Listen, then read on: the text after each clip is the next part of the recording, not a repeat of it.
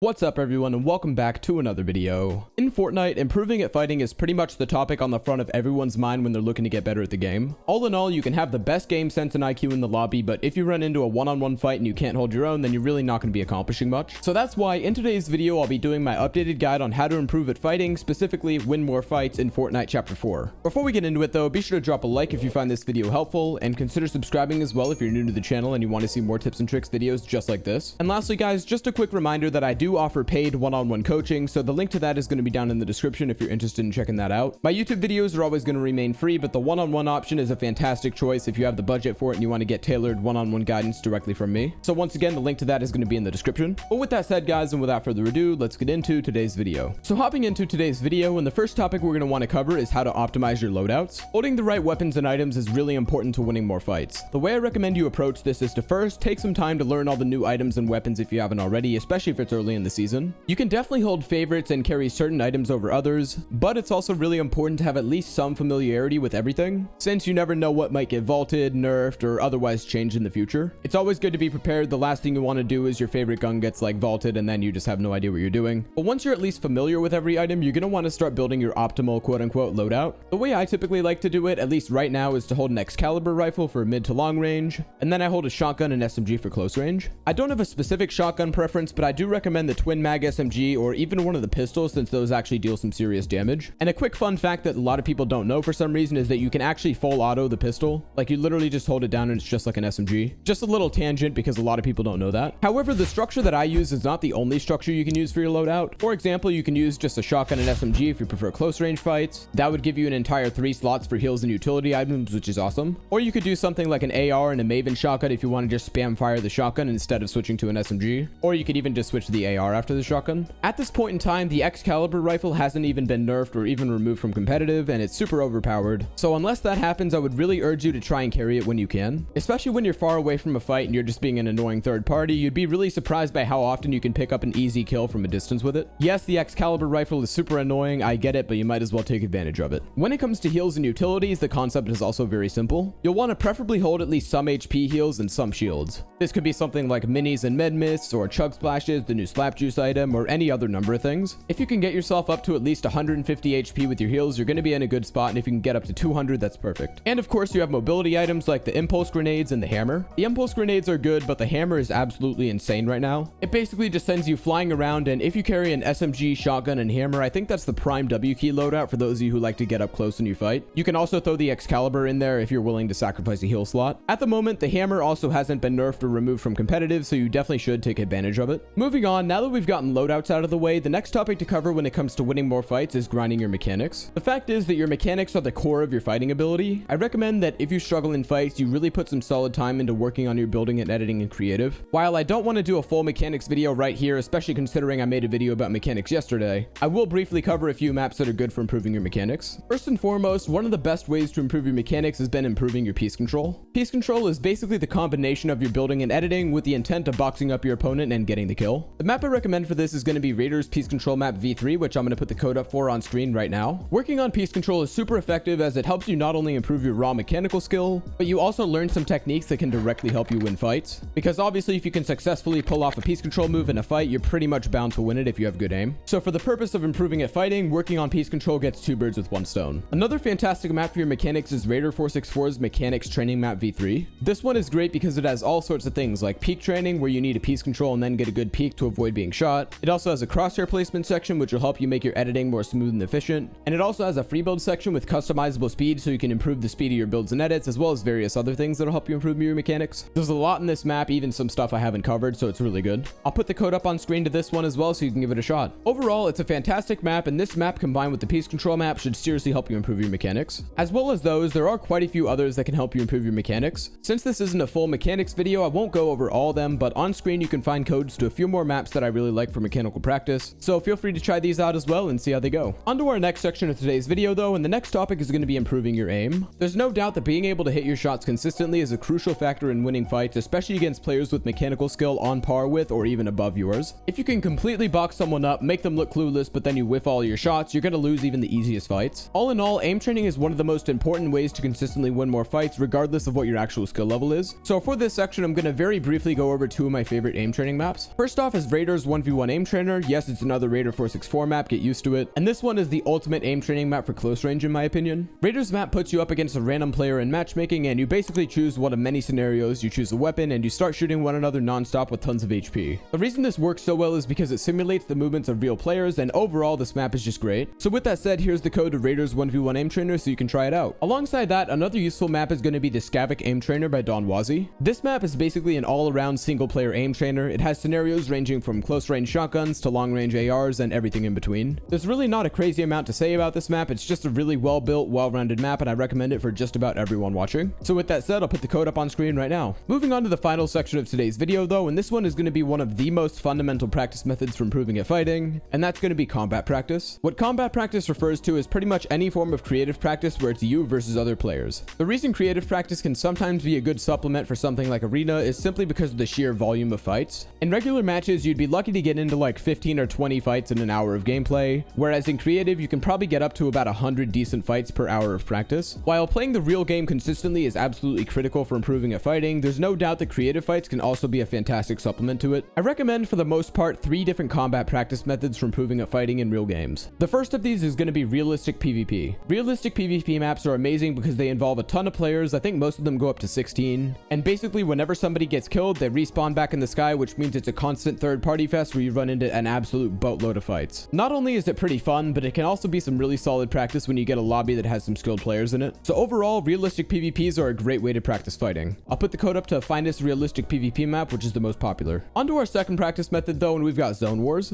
Zone Wars are great because they not only simulate an endgame scenario if you do play competitive, but they also have you running into a lot of fights while also needing to keep track of your materials, loot, HP, and whatnot, just like a real game. There's really not that much to say about Zone Wars because they're really just a solid, well-rounded option. So that being said, I'll put the code up on screen right now to Droya's 32-player Zone Wars map, which is the top Zone Wars map at the moment in my opinion. Moving on to our final combat practice map, and we've got the classic realistic 1v1. Realistic 1v1s are a pure form of fighting practice, just you and an opponent repeatedly 1v1ing in a realistic in-game environment. This is one of the best ways to replicate a fight that you'd have in a regular game without having to worry about third parties or other issues like that. All in all, it's really just a pure form of fighting practice, and I found that doing a ton of realistic 1v1s, especially against a variety of different players like you would in matchmaking, can seriously help out with your fighting abilities in Fortnite. That being said, I'll put the code up right now to the most popular realistic 1v1 map. But with all that said, guys, that's gonna wrap it up for today's video on how to win more fights in Fortnite Chapter 4. Overall, by optimizing your loadouts, improving your mechanical skills and aim, and using the best forms of realistic fighting practice in creative, you should find yourself improving at fighting in the real game very quickly. If you found this video helpful, then be sure to drop a like on it, and consider subscribing as well if you're new to the channel and you want to see more tips and tricks videos just like this in the future. I try to post tips and tricks videos just like these all the time, so make sure to hit that notification bell as well, that way you know whenever a new video comes out. Alongside that, if you want to show some extra support, it would really mean a lot if you could use code TECHO in the item shop. It's completely free for you and it seriously helps me out a bunch. Thank you so much to everyone who's using it. And lastly, as I mentioned earlier on, the link to the one-on-one coaching is going to be down in the description if you're interested in checking that out. But with all that said, thank you all for watching this video, and I will see you guys in the next one. Bye for now.